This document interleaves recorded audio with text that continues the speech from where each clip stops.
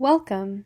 This video will tell you about filing for summary dissolution in Santa Clara County, California. A summary dissolution is a type of divorce case, but it is a simplified and faster process than a regular divorce. Not everybody can qualify for a summary dissolution.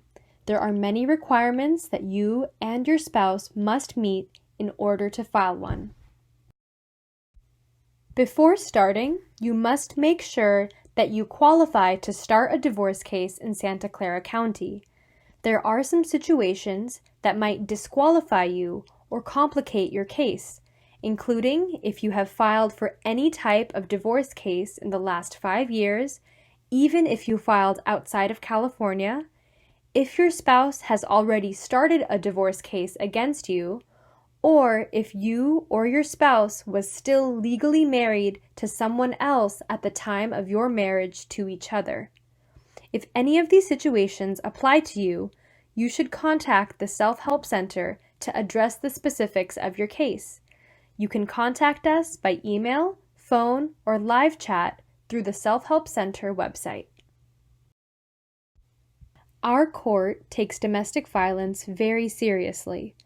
We recognize that some cases, perhaps yours, may include issues of domestic violence, whether it takes the form of physical abuse, financial abuse, emotional or verbal abuse, controlling behaviors or threats regarding children and custody, or immigration issues.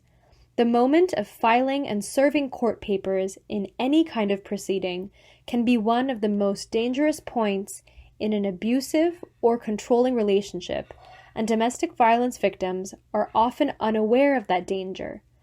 We can help you seek the kind of help you may require to ensure your safety at this point and going forward, so do not hesitate to contact the Self-Help Center for assistance. Please be aware that the forms require that you list a mailing address. If you do not want the other party to know your address, then you can use a mailing address for a friend or family member. You can also list a P.O. box. It is okay to not use your own address as long as you can receive mail at the address you do list. While a mailing address is required, you are not required to list your phone number or email address. This is a self-help center, meaning that you represent yourself and are responsible for all the decisions in your case and for completing all of the necessary steps, which we will explain shortly. The center cannot provide advice or strategy. What we can provide is information about the divorce process in California and the choices you'll be making. The Self-Help Center is neutral, so if your spouse comes to the center, they will also receive help with their paperwork. Please be aware that you are not divorced until the judge signs and the forms are filed with the court. Since you represent yourself, each time you come to the court, you should be sure to 1. Bring copies of everything you filed or that is important to your case. This is so you can look at them while you're working on your forms. 2. Understand the paperwork as you are filling it out before you sign it. And 3. Understand your next step before you leave. Remember that the court will not move your case forward. You are responsible for your own progress. If you find that you need legal advice, you should speak to a private attorney. The benefit of filing for summary dissolution rather than a regular divorce case is that it is a faster process. Once you file your forms, if there are no errors, you simply wait the 6 months required by California law. A judge will then finalize your divorce when the 6 months are up if there are no issues.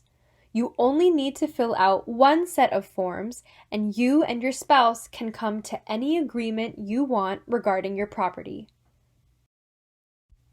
To qualify for summary dissolution, you must meet all of the following requirements. Your marriage, from the date of marriage to the date of separation, was less than 5 years. Your date of separation is the date that you or your spouse communicated to the other spouse that the marriage was over and acted consistent with that going forward. Your date of marriage is on your marriage certificate. You and the other party have no minor children together, and neither of you is currently pregnant. You and your spouse must be willing to fill out the forms together. You two must also be in 100% agreement about your divorce. In other words, you must be certain that your spouse isn't going to disagree with your request for a divorce, and you need to be able to sit down together to go through the forms collectively. Neither of you owns any real estate, so buildings or land, including partial ownership. Neither of you owns more than $6,000 in community debt. Community debt refers to all debts acquired while you were together, so between your marriage and separation dates. Do not include car loans. Neither of you owns more than $45,000 worth of assets belonging to the community. Again, that means assets acquired while you were together, between your dates of marriage and separation. Assets include everything one owns, such as bank accounts, real estate, retirement accounts, businesses, stocks, etc.